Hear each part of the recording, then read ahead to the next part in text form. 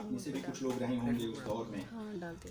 तब ये माना जाता था कि ये स्त्री जीवन का एक सत्य है कि मायके में जो सुख है वो ससुराल में नहीं मिल सकता है। इतने पर बात पूरी हो जाती थी। जी सर मैं कह रही हूँ माना जाता था, नहीं माना जाता अभी है। भी है। नहीं, अब चीजें बदल गई हैं थोड़ी सी। जो सचेत अध्यापक है, यही हम लोगों की बात करने का यही मूल मकसद है कि जब हमारे पास अस्मिता विमर्श हैं और इस तरह का कोई छंद हमारे पास आए, जैसे मैंने प्रेमचंद के सहारे आपसे बात की, तो हम क्या करेंगे। अब इस छंद को पढ़ाते हुए एक बात मैं कहना चाहता हूं, नॉर्मल ढंग में हम ये देखेंगे तो हमारी बेटी है तो हम उसके बारे में सोचते हैं और सब सोचते हैं कि सारे खलनायक दूसरी तरफ बैठे हैं जहां ये ब्याह कर जाएगी।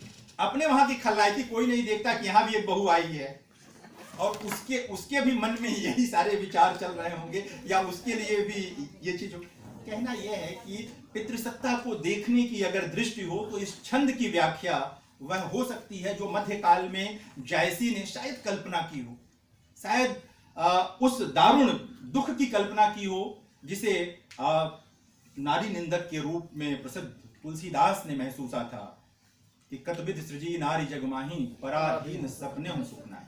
महान पंक्ति है यह तुलसी ने, और चाहे जो लिखा हो, लेकिन स्त्री की दास्ता पर, स्त्री की गुलामी पर इससे बेहतर पंक्तियां कहीं नहीं, कहीं नहीं। बड़े बड़े सिद्धांत लिख दीजिए, लेकिन सुख की कल्पना जिसे सपने में भी ना मिल पाए वो है स्त्री। ये चीज है। अब इन पंक्तियों की अगर व्याख्या आप करते हैं और आपके पास एक ऐसी दृष्टि है जो पितृसत्ता के छिलके उतार सकती है, जो उसको देख सकती है, तो आपके लिए बिल्कुल नया अर्थ है। जायसी आपके लिए नए हो जाते हैं। पद्मावती का यह जो सखियों के साथ विहार है वो एक नया अर्थ देता है, और उस हंसी के पीछे का जो अंधेरा है, उस हंसी के पीछे का जो दुख है, शायद हम महसूस कर पाते हैं। सामान्यतः पढ़िए तो इसे क्या है, ठिठोली की तरह लगता है कि सखियां ठिठोली कर रही हैं। क्यों ठिठोली नहीं है। वो कल्पना कीजिए उन स्त्रियों के बारे में जो ये महसूस कर पा रही हैं जाने से पहले कि हमारे साथ ये होगा। उनके जीवन में, उनके भीतर कितना भय होगा, और उस जीवन को लेकर के बड़ा मिश्रित सा मामला होगा। शायद आकर्षण भी हो और शायद एक तरह के अंधेरे का बोध भी हो। मैं कहना ये चाहता था, ये सारी बातें तो बहुत ज्यादा हैं। हाँ जी जी, कुछ कह रही हैं मैडम? जी जी जी, मैं आप लोगों से बात कर रहा था कफन, सदगत, दूध का दाम, ठाकुर का कुआं। कफन को लेकर ओम प्रकाश वाल्मीकि ने पहली बार 1995 में प्रश्न खड़ा किया था। 1995 में ओम प्रकाश वाल्मीकि ने एक लेख लिखा था जो समकालीन जनमत में प्रकाशित हुआ था उस वर्ष, और उसके बाद कफन को लेकर के एक बहस शुरू हुई और उन्होंने बहुत तार्किक ढंग से अपनी बात की। मित्रों, मैं आपके लिए यहाँ पर ओम प्रकाश वाल्मीकि की दूसरी कहानी रखना चाहता हूं, शव यात्रा। कफन है और शव यात्रा है। शव यात्रा में दो दलित जातियों का चित्रण है। मुझे कहने की इजाजत दें, यहाँ पर नाम लेना होगा। एक बलहारा जाति का मामला है, एक चमार जाति का मामला है। बहुत कारुणिक दृश्य है। बलहारा जाति का जो व्यक्ति है, उसकी बेटी, छोटी उम्र की बेटी है, बीमार होती है, मर जाती है, कोई मदद के लिए नहीं आता। वो अपने हाथ पर उसकी लाश लेकर के जा रहा है, और जो दूसरी दलित जाति है उसके लोग, वाल्मीकि दिखाते हैं कि उनके भीतर करुणा है, लेकिन वो साथ देने नहीं आ पाते। जाति व्यवस्था का जो तांडव है, जो हायरार्की है, जो श्रेष्ठता क्रम है, उसमें बलहारा उनके लिए, उनसे छोटी जाति का व्यक्ति है, वो उसके साथ खड़े नहीं हो सकते। वाल्मीकि जी ये दिखाना चाहते थे कि जाति व्यवस्था की क्रूरता को। प्रेमचंद भी यही कफन में दिखा रहे थे। जाति व्यवस्था की क्रूरता है जो घिसु और माधव से वैसा कराती है, जीवन में जिसे कभी सुख मिला ही नहीं। सुख, वो दृश्य आप कीजिए जिसमें ठिठोली लगती है कि वो कहता है कि मैं ठाकुर की बारात में गया था तो नाप के बताता है कि कितनी पूड़ी खा गया, इतनी पूड़ी, कितनी पूड़ी खा गया। यह दृश्य ठिठोली का नहीं है, यह यातना का दृश्य है।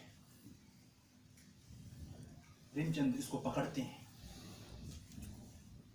आप उस वर्ग की कल्पना कीजिए जिसके जीवन में पूड़ी और सब्जी नहीं है कभी।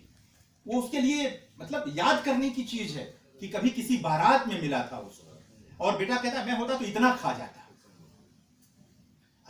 आप जाति व्यवस्था की दी हुई उस यातना को भी समझिए जिसे प्रेमचंद पकड़ते हैं, महसूसते हैं। मैं ओम प्रकाश वाल्मीकि को खारिज नहीं कर रहा। साहित्य को देखने का लोकतंत्र का मामला है, साहित्य को देखने की कई दृष्टियां हो सकती हैं। मेरी दृष्टि अगर मुझे ठीक लगती है तो ओम प्रकाश वाल्मीकि की भी एक दृष्टि है साहित्य को देखने में, वो भी ठीक हो सकती है। जिस जाति व्यवस्था की क्रूरता को स्वयं वाल्मीकि जी शवयात्रा कहानी में पकड़ते हैं, प्रेमचंद उनसे करीब 70 साल पहले कफन कहानी में उसी को पकड़ने की कोशिश करते हैं, उसी को दूध का दाम में पकड़ने की कोशिश करते हैं, उसी को सदगति में पकड़ने की कोशिश करते हैं। और जब आप सदगति जैसी कहानी को दलित विमर्श के साथ मिलाकर पढ़ते हैं तो आपको लगता है कि वह जो दुखी चरित्र है वह उस गांठ पर प्रहार नहीं कर रहा है, दरअसल वो जाति व्यवस्था की सदियों की गांठ है जिस पर प्रहार कर रहा है और बार बार हार जा रहा है। प्रेमचंद दिखा रहे थे कि इतनी जल्दी इस पर विजय नहीं मिलेगी, क्योंकि प्रेमचंद तपे हुए थे, चिंतक भी थे। वो जानते थे कि रुमान से समस्याओं का हल नहीं हुआ करता है। रुमान अच्छा लगता है कि मुझसे पहले से मोहब्बत मेरे महबूब नुमान, सुनने में बहुत अच्छा लगता है, लेकिन इससे स्त्री का जीवन नहीं बदलता। स्त्री का जीवन बदलता है जब आप कहते हैं कि चल उठ मेरे साथ ही चलना है तुझे। स्त्री का जीवन तब बदलता है। तो प्रेमचंद जानते थे कि रुमान से चीजें नहीं बदलेंगी, बदलेगा जब इसको समझा जाएगा। तो प्रेमचंद कह रहे हैं कि दुखी जैसे लोग जब लगातार इस पर मारेंगे, प्रहार करेंगे, तब ये जाति व्यवस्था टूटेगी। ये जब विमर्श हमारे सामने आए हैं अस्मिता के, उन्होंने ये दृष्टि दी है हमें देखने की, समझने की। गोदान का एक प्रसंग है जिसे मैं अक्सर विद्यार्थियों से भी शेयर करता हूं और आप सबसे शेयर करना चाहता हूं। बहुत प्रसिद्ध है, इतना प्रसिद्ध कि कई लोग ये मानने लगे कि प्रेमचंद पढ़ी लिखी स्त्रियों के को पसंद नहीं करते। तो मालती के बारे में है कि वो बाहर से तितली और भीतर से मधुमक्खी है, पढ़ी लिखी स्त्री है, डॉक्टर है वो, और उसके बारे में ऐसी बात। और एक दो दिन नहीं, 60-70 वर्ष तक इसी तरह से पढ़ाया गया कि एक पढ़ी लिखी स्त्री को प्रेमचंद पसंद नहीं कर पाते हैं।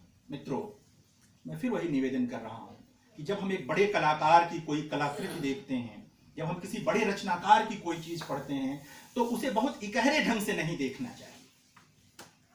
अन्याय करते हैं हम, उसकी पूरी साधना पर पानी गिरा देते हैं। हमें पूरे गोदान में अकेली काव्यात्मक पंक्ति है यह। आप तितली और मधुमक्खी के स्वभाव को देखें। तितली सुंदरता की प्रतीक है नहीं, स्वतंत्रता की प्रतीक है। यही स्त्रीवादी दृष्टि ने आपको दृष्टि दी है कि आप कहना क्या चाहते हैं। ये विमर्शों से हमें यही सीखना है कि हमें परंपरागत जो भाषा मिली हुई है उसमें हम परिवर्तन क्या कर सकते हैं। वह स्वतंत्रता का प्रतीक है, वह सुंदरता का प्रतीक है, स्वतंत्रता का प्रतीक है, और अपनी उस इच्छा की मालिक है कि वो जहां चाहती है वहां बैठती है। आप उसे प्रतिबंधित नहीं कर सकते। मधु क्या करती है, मधुमक्खी क्या करती है, वो शहद इकट्ठा करती है, जो हमारे समाज में स्त्रियां करती हैं। मिठासी तो पैदा कर रही हैं हजारों साल से, और क्या कर रही हैं। उनके जीवन में चाहे जितना जहर डाल दीजिए वो तो मिठासी पैदा करती हैं। जो बहुत गलत स्टेटमेंट है अंदर। दोनों बातें नहीं बहुत गलत स्टेटमेंट। मेरी बात पूरी हो जाने दें, फिर आप अपने सवाल जवाब के सत्र में बात रखिएगा। सर उन्होंने कहा है कि शहद ही देते हैं, डंक भी मारते हैं। अभी मैं मरवा रहा हूँ, डंक ही मरवाने जा रहा हूँ। रुकिए, मैं कैसे कर मैं अभी कर रहा हूँ। मैं जो कह रहा हूँ कि वो शहद देती है, लेकिन यदि आप उस पर प्रहार करेंगे तो वो आप पर डंक मारेंगे। मारना चाहिए ना। यही मैं कह रहा हूँ, यही प्रेमचंद कहना चाहते हैं कि एक पढ़ी लिखी स्त्री सुंदर भी है, सजग भी है, स्वतंत्र भी है। उसमें जो जैविक गुण, आप शहद की बात करते हैं, मिठास की बात कह रहे हैं, वो मिठास भी है, लेकिन आप उसे गुलाम बनाना चाहेंगे, आप उसे पकड़ना चाहेंगे, आप उसे मारना चाहेंगे तो पलट कर मारेगी। एक नई स्त्री है, और ये दृष्टि अस्मिता विमर्शों ने दी है नए ढंग से प्रेमचंद को समझने की। इस तरह से चीजों को देखने की जरूरत है साहित्य में, अगर हम देखेंगे तो हमें लगेगा, मैं बताऊं मित्रों, कि जो सिलिया का प्रसंग, जो माता दीन का प्रसंग हाशिए का प्रसंग था गोदान में, अस्मिता विमर्शों के दौर में वह मुख्य प्रसंग होने लगा है। होरी की बेटी का जो प्रसंग है, जिसके बेमेल विवाह से वो व्यथित है और अंततः उसी में वो शहीद भी है, तो मैं उसको शहीद ही कहता हूं, क्योंकि उस बराबर वो पीड़ित है कि मैं बेटी जो है हमारी, उसको मैंने कैसे बेच दिया, उसको तो यही रहता है कि बेच ही दिया है मैंने। उस व्यथा से वो पीड़ित है और उसे लगता है कि चौराहे पर लोग थूक रहे हैं उसके ऊपर, और उस व्यथा में वो रस्सी बीनने का काम करता है, जिसमें लू लगती है और वो मर जाता है। हत्या है ये स्वाभाविक मौत नहीं। होरी की मौत को बराबर एक हत्या के रूप में पढ़ना चाहिए। ये भी विमर्शों ने हमें दृष्टि दी है कि जिसमें व्यक्ति सहज नहीं है। गोदान की त्रासदी इसमें नहीं है कि होरी मर गया, गोदान की त्रासदी इसमें है कि एक ईमानदार नायक जीवन भर संघर्ष करते करते थक गया और हार कर मर गया। इसमें त्रासदी है। मरना तो जो पैदा हुआ है वो मरेगा, इसे त्रासदी कहां है? त्रासदी कहां है, उसकी पहचान जरूरी है। और ये नई चीजें, नए संदर्भ हमें देते हैं और वहां से चीजें निकल करके आती हैं। हमें थोड़ा सा देखना चाहिए कि हम लोगों ने क्या किया है। एक बहुत प्रसिद्ध कविता है, भोजपुरी में लिखी गई थी, सरस्वती में छपी थी, हीरा डोम की कविता, अछूत की शिकायत। पढ़ी है आप लोगों ने कविता? ना पढ़ी हो तो मैं सुनाऊं कविता आपको? तो मैं सुनाता हूं। ये कविता करीब 65-70 वर्ष तक इस पर किसी की दृष्टि नहीं गई, किसी ने बात नहीं की इस पर। जब 90 के दशक में दलित विमर्श पर बातचीत शुरू हुई, अस्मिता विमर्शों का मामला आया, तो अचानक हीरा डोम की यह कविता प्रासंगिक हो गई। मित्रों, यदि दलित विमर्शकार, दलित साहित्य के लोग कहते हैं कि हमें नया सौंदर्य शास्त्र चाहिए, और आप कहते हैं नहीं चाहिए, तो इसका उत्तर कौन देगा कि 70 वर्ष तक हीरा डोम की कविता पर बात क्यों नहीं? अगर हमारा सौंदर्य शास्त्र उस कविता की व्याख्या करने में सक्षम था, तो उसकी उपेक्षा क्यों की गई? जाहिर है कि हम नहीं कर पा रहे थे। इसलिए यदि स्त्री विमर्शकार कहते हैं कि हमें नया सौंदर्य शास्त्र चाहिए, यदि आप महादेवी वर्मा की कविता पंथ रहने दो, अपरिचित प्राण रहने दो, अकेला को एक अलौकिक सत्ता के प्रति प्रेम के रूप में पढ़ाते हैं, पढ़ाते रहे, तो नए सौंदर्य शास्त्र की जरूरत है। क्योंकि जो महादेवी सिमोन द बुआ से पहले स्त्री मुक्ति के सिद्धांतकार बनती हैं, मालूम है आप लोगों को? 1942 में श्रृंखला की कड़ियां प्रकाशित हो गई थी, और मूल फ्रेंच में सिमोन द बुआ की किताब 1949 में प्रकाशित हुई, द सेकंड सेक्स।